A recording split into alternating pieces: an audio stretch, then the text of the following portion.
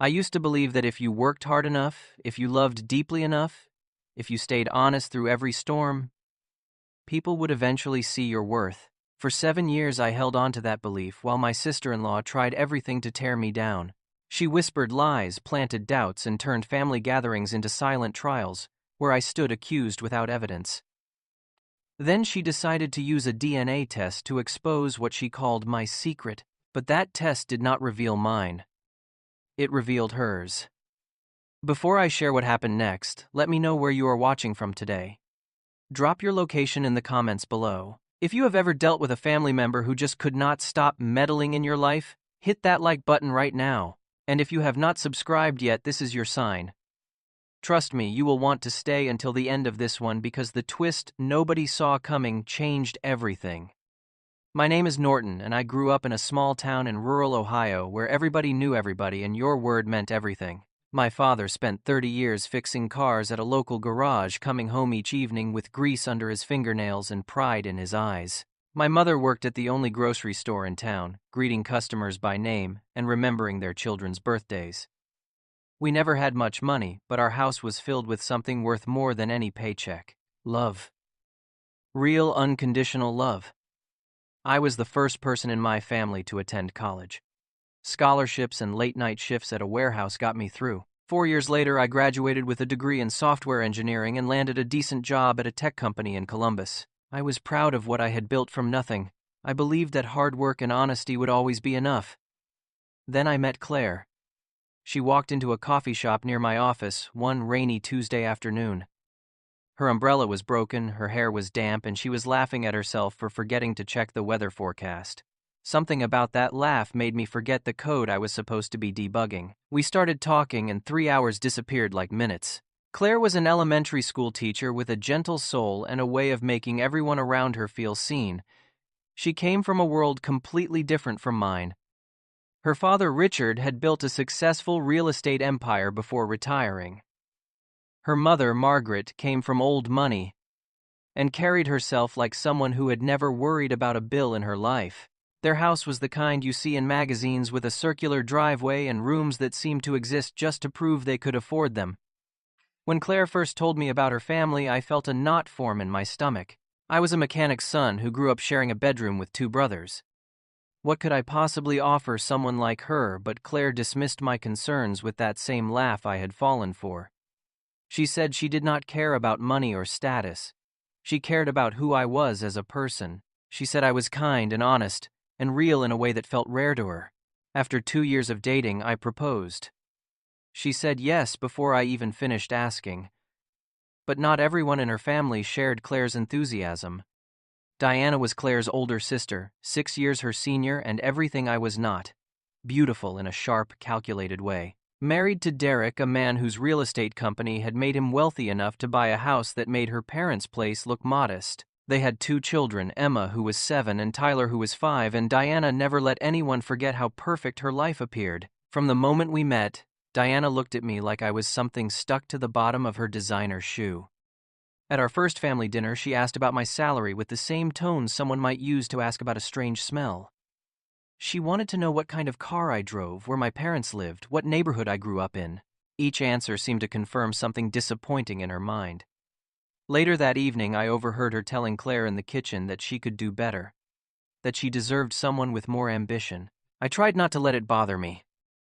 I told myself that once Diana got to know me, she would see that I loved her sister genuinely.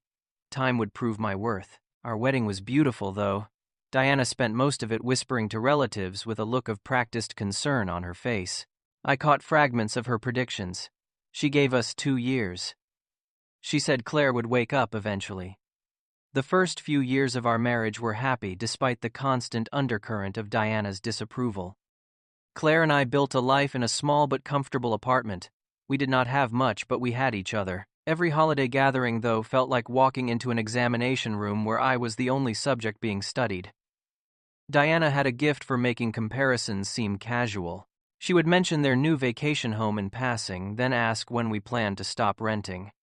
She would praise Derek's latest business deal while looking at me with what could only be described as pity.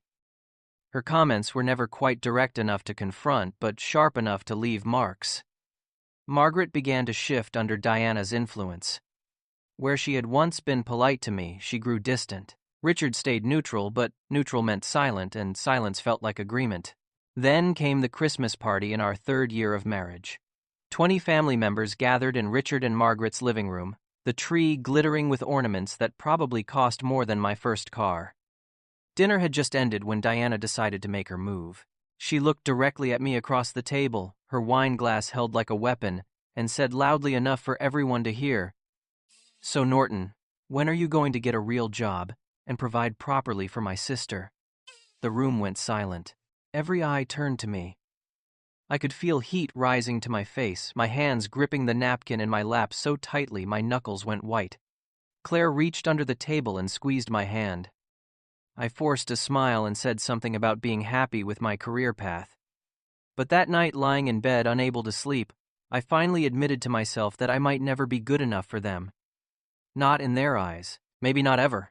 In our 4th year of marriage, Claire told me she was pregnant.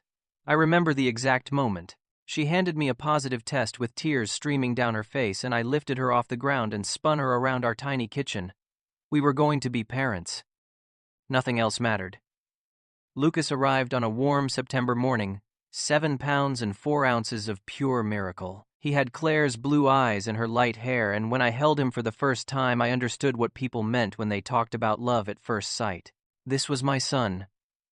My family. My everything. The relatives came to visit, bringing gifts and congratulations.